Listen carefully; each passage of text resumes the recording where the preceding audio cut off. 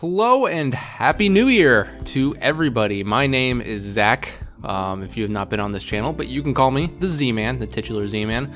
And today, I want to run down my top 10 best games of 2017 as more of a me thing, trying to get a video out as quickly as possible, something that I've not been that great at this year. But I've got a video coming, a new Z-Man show that I'm going to be working on very hard here soon. You will see that in January. At least I hope you will, if I don't screw it up.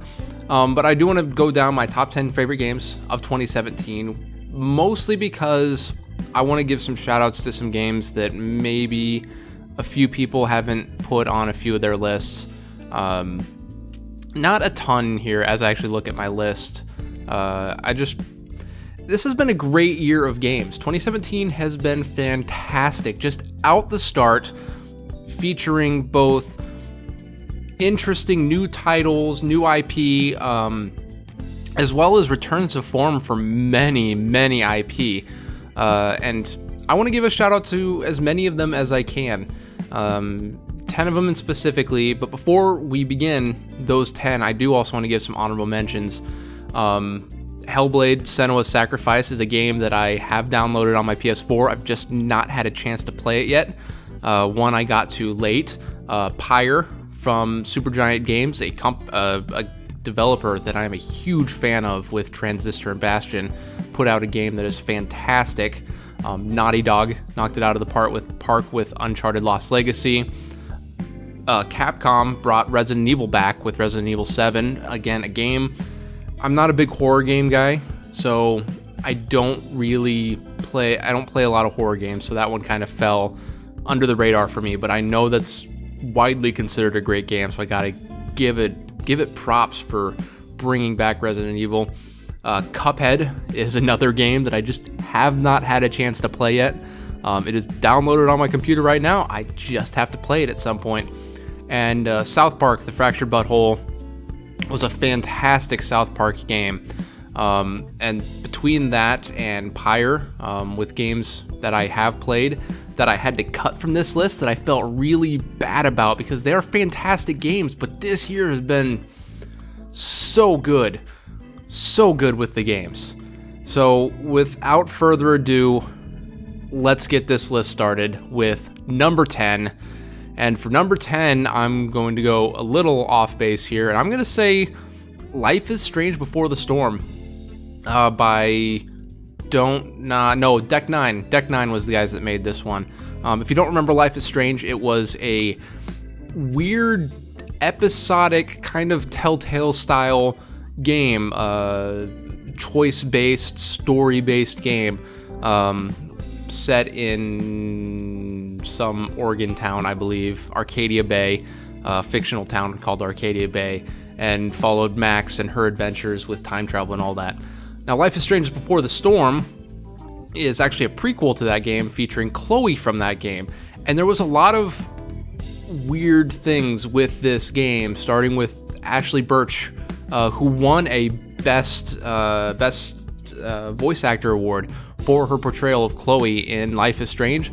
Could not be in this game because of the voice actor strike, which Square Enix, who publishes Life is Strange, was one of the companies behind that strike, which was unfortunate. And the reason this one's a little bit lower on the list, I expected this one to go a little bit higher.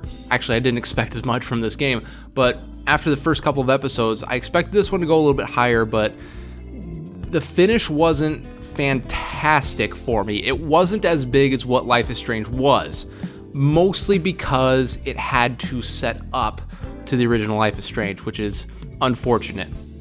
But what this game did do fantastically was characterize more of Chloe that we see in Life is Strange. We got a huge chunk of Rachel, who was a big driving point behind the original Life is Strange, what happened with her disappearance.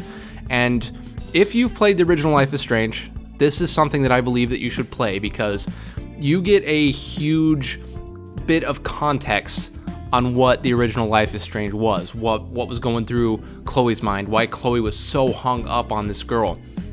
And there's a really interesting character dynamic between her and Chloe, I guess. Chloe and Rachel. I don't know. This game had so many good highs. There's a fantastic scene where you get Chloe to play a Dungeons and Dragons game. Episode 2 had a really cool little sequence where you somehow wound up in a stage play for The Tempest out of nowhere. You were remembering lines, and they put these little character moments in it. There's these Chloe flourishes that I think the new voice actress did a good job of portraying. That being said, I am excited. Life is Strange Before the Storm technically hasn't finished yet. There is a what are they? I don't even remember what they called it. A deluxe edition bonus episode, which is going to be even before a prequel to Before the Storm, featuring Chloe and Max when they were younger, before Chloe's dad died. But that was number 10, was Life is Strange Before the Storm. Number 9, I'm going to give to an Kickstarter game that I actually backed called Battle Chef Brigade. Now, this one is, I don't remember the name of the guys that made it, but it's Adult Swim Games published it specifically. And this one is a mixture of kind of a 2D beat 'em up with a puzzle game element. And what is cool about this game is kind of how addicting those two elements are. It almost acts as a visual novel in terms of storytelling, where there's a lot of static character portraits that you can move throughout a 2D plane and talk to them, but it doesn't. That's not the main part of the game. What the game is centered around a cooking competition, kind of like a battle chef competition, where each of the contestants actually have to go out into the world, battle monsters for their ingredients. And each ingredient is broken up into, I believe it's 3 or 4 different elements. I think it's 3 elements: fire, water, and earth. And you have to create specific types of dishes, I guess, as to say. It's not like a recipe or anything, but you're creating types of dishes based on what monsters you kill, what monsters you put in it, as well as what elements the dish has, whether it's that fire, water, or earth type thing. So Battle Chef Brigade gets really, really addicting. That's what I could say about the gameplay. I've played about half the game, I think, so far. I need to finish the other half because I did have a great time with the first half of the game. It's really addicting in the actual battle mechanics. With the cooking element is fine, but going out and getting your ingredients, allotting time between gathering and actual cooking, having to remember, okay, I need to make sure I have this in there. I have to make sure I have this in there. This judge likes this type of dish. This judge likes this type of dish. It's a game that you want to master, and it's fantastic in that way. The character interactions are good. I wish there was a little bit more actual animation in the game, but it's a small developer. I can forgive that.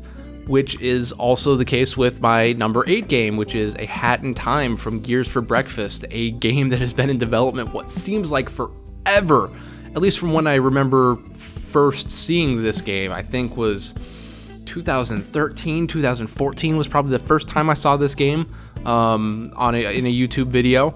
And when you look at this game, you can see exactly what it is. It is clearly an homage to the early N64 GameCube days of 3D platformers, kind of miming Super Mario Sunshine is a huge part of this game. Super Mario 64, Banjo-Kazooie, those type of games. And it features a girl named Hat Kid flying through space, going to different levels. I think there's 4 different levels in the game, each with different set pieces that are absolutely fantastic. This game has a ton of fun with its humor, both light, dark, puns, just surreal humor at times. The game is tight to a degree. The sense of momentum, the sense of movement is fantastic. It is fun to move as Hat Kid in the world with all of her movement abilities. And I don't even know what to say about this game. It's just a ton of fun. There are points where it gets a little bit too much because there are points where it gets frustrating because Hat Kid doesn't control as tightly as you want her to, as tightly as like a Mario would, which this game is clearly trying to ape. But it makes up for it with charm, is what this game does just fantastically. So that's number 8, A Hat in Time. Number 7, I'm going to give to a game called Doki Doki Literature Club. If you don't know what this game is, I'm not going to spoil it for you. If you do know what this game is, you know why it's there. I can't talk about this game without ruining it for people that may not have seen it. So I'm not going to talk about it. It was fun. It was fun. It was a fun experience to have. So that's number 7. Number 6, I'm going to give to A Night in the Woods. Now, this one was a game that I kept seeing pop up around mid-year. I kept seeing pop up on lists of best games of 2017, which really did surprise me because I'd never even heard of this game. I didn't know what this game was. My memory's blanking on this, and I really don't want to look it up, but I think it was a Kickstarter game as well, with a really interesting art style. It's anthropomorphic animals with varying different designs, really cool designs as well. Bee the alligator, one of my favorite designs, as well as the bear that I can't remember the name of anymore. That dude is just, it's top notch. But it centers around a girl coming home from college, back to her really small hometown, that is dying, essentially. The jobs are drying up, the shops are moving on. Even like the Walmart figure moves out of the town closer to the highway, which essentially just drains the town. And the main character can't talk about why she left college to her family. She feels,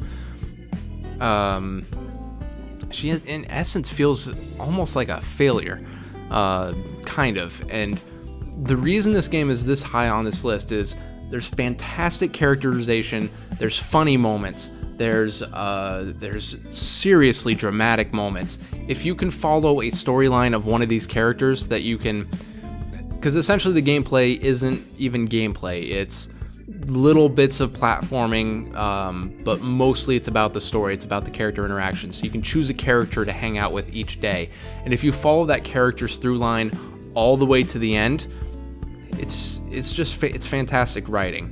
But the overall sense that this game gave me really hit close to home, as a person that comes from a small town. I know a lot of the people that were portrayed, a lot of the NPCs that were portrayed in this game. That sense of like, my town isn't dying, but it's not growing either, and there's one specific company that if it ever leaves, that might be it. That's the sense that you get from this game.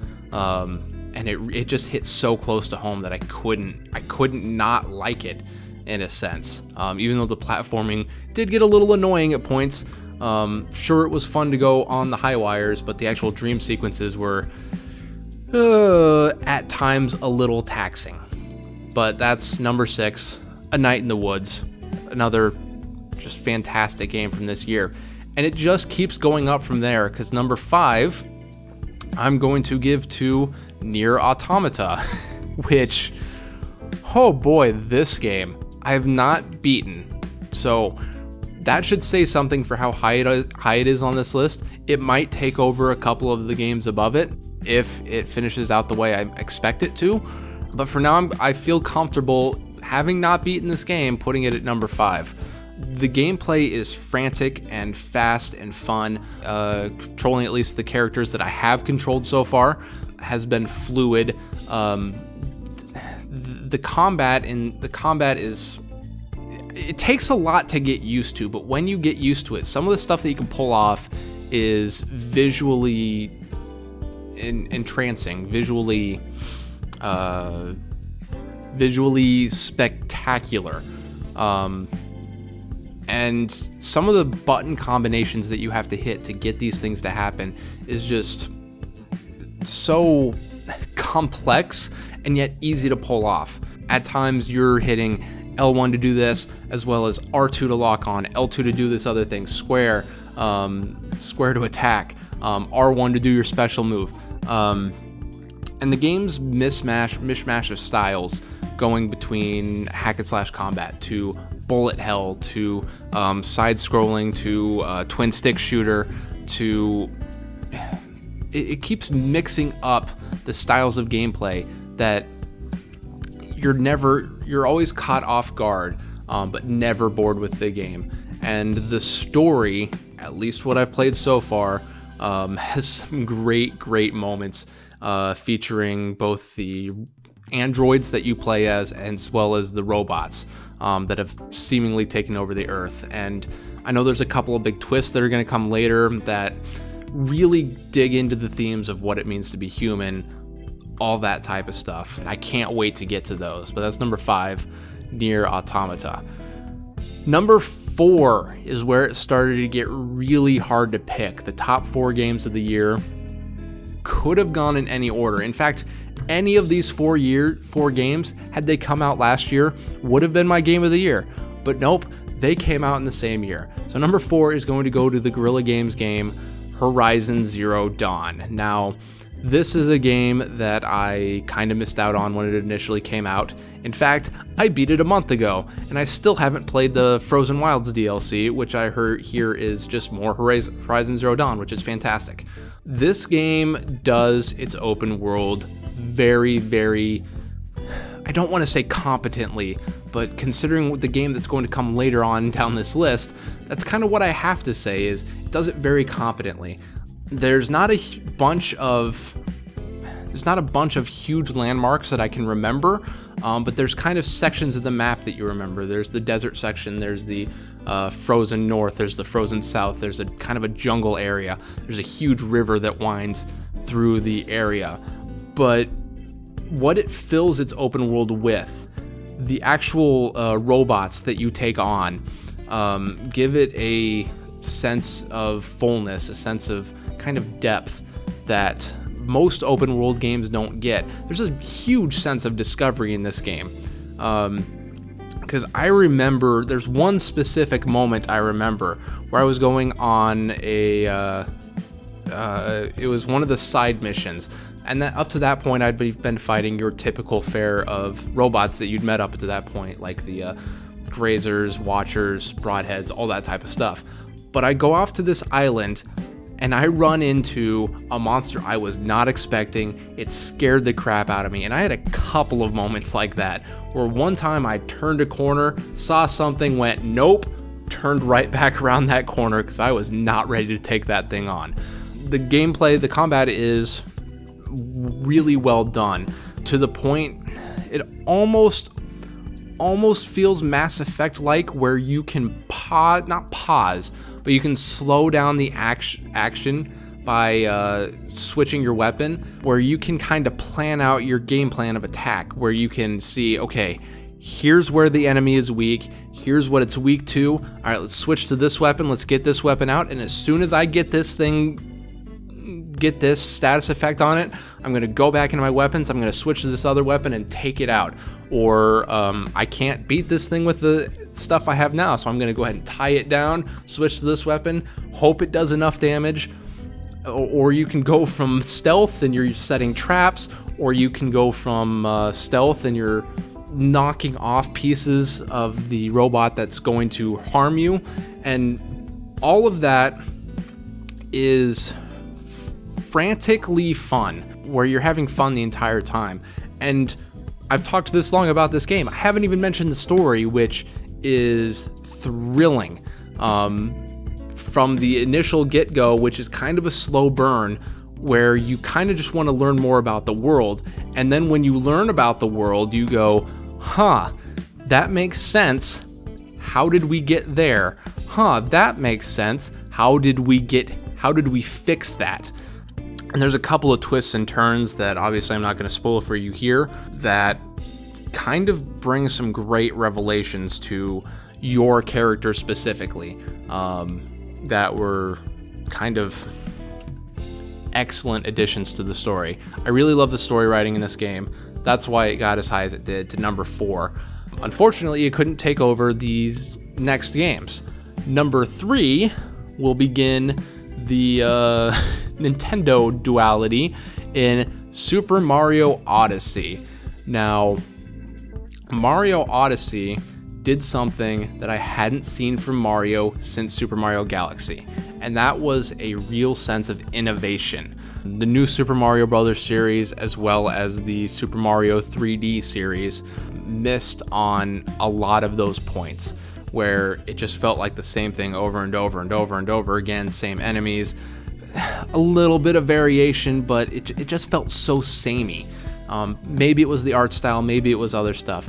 This game went out of the way to kind of, very much like a later game, go backwards in order to go forwards, where it went backwards to a Super Mario 64 style of system, with how it approaches its moons in this case.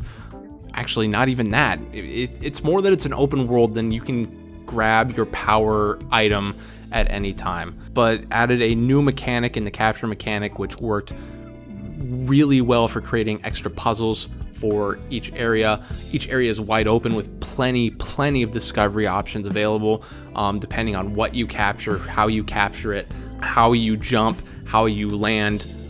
Its movement options are 3D Mario gloriousness. I'm really glad that the long jump is finally back again.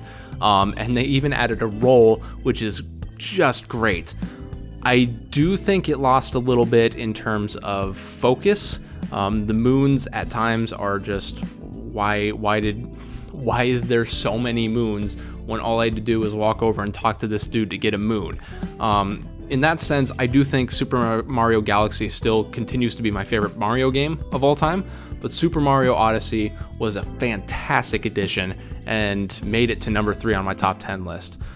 Which for number 2 is not a Nintendo game this time, which tells you what my number 1 game is, but number 2 is going to be Persona 5, a freaking JRPG that came in and kind of took over my world for a good month and a half. 5 hours a day for a month and a half.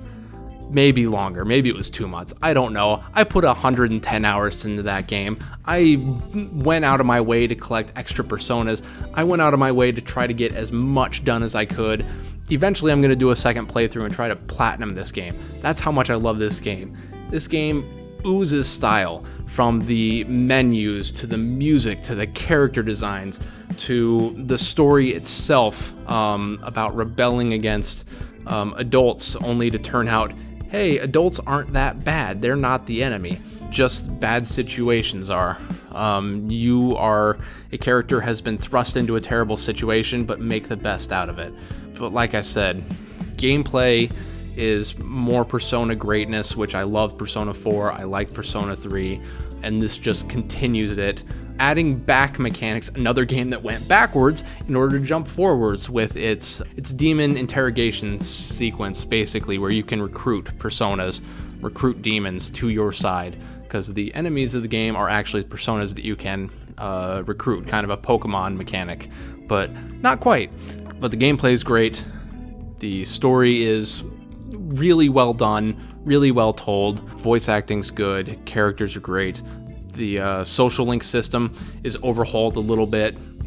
Not really, where it's overhauled in the sense that every single social link that you get gives you something in return. It's called the confidant system because every single person helps you in your journey. But everything about the game is just top notch, and I really wanted to put this as my number 1 game, but then again, my number 1 game is The Legend of Zelda Breath of the Wild.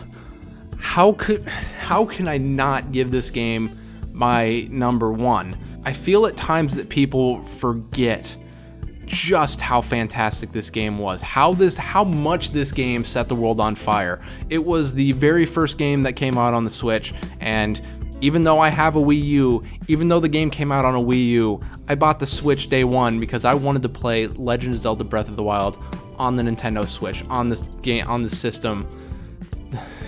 I want to say on the system the game was designed for. It actually wasn't designed for this system. It was designed for the Wii U, but I wanted to play this game on the newest Nintendo system. And with Mario Odyssey, really made my Switch purchase well worth it.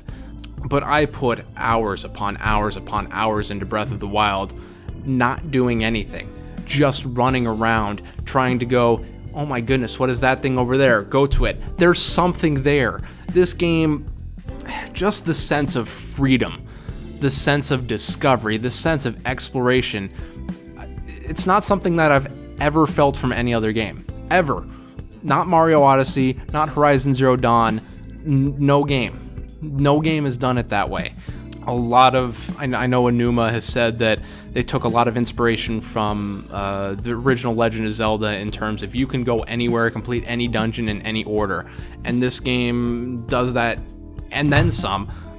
You can go beat the final boss from the beginning of the game. You can decide to do the 4 main missions, the 4 main dungeons in any order you want. You can ignore them all and go get every single shrine. You can ignore all those and get every single Korok seed. You can do absolutely nothing. You can just run around and kill enemies for 500 hours. It doesn't matter. You're going to have fun. And there's plenty of challenges, plenty of stuff to discover. I don't even know what more I can say about this game. I loved it, and it was without a doubt my favorite game of 2017. So that was my list. That was the top 10. I know I rambled a lot in this video, but this is more of just me trying to get my thoughts out there, me trying to get myself to make a freaking video for once. Which, on that point, I wanted to thank you guys for watching. I do want you to tell me what your top 10 list is in the comments below, or if you just disagree with anything, tell me that Life is Strange Before the Storm has no business being at number 10. I know, I probably should have put Pyre there, but there's something about Pyre that just held me back a little bit, that Life is Strange didn't quite have. Life is Strange had something that just made me put it over the top of Pyre. But let me know in the comments what you guys think, what your favorite game of the year is as well, because I know there's a lot of varying opinions on that. And rightfully so. Like I said, any 4 of these top 4 games could have been my game of the year. But Breath of the Wild was just out of sight. So going into 2018, I am going to try to set some goals for myself. You're going to see a lot more videos on this channel, hopefully, in the coming weeks. I am currently getting back from working overnight for the past 2 months.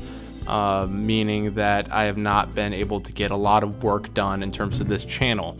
I do have a video about 2/3 of the way done, and if I really buckle down, I should have that done hopefully in the next couple weeks, definitely by the end of January. That is my 100% goal, and then my goal after that is to have a Z-Man show video done every single month after that.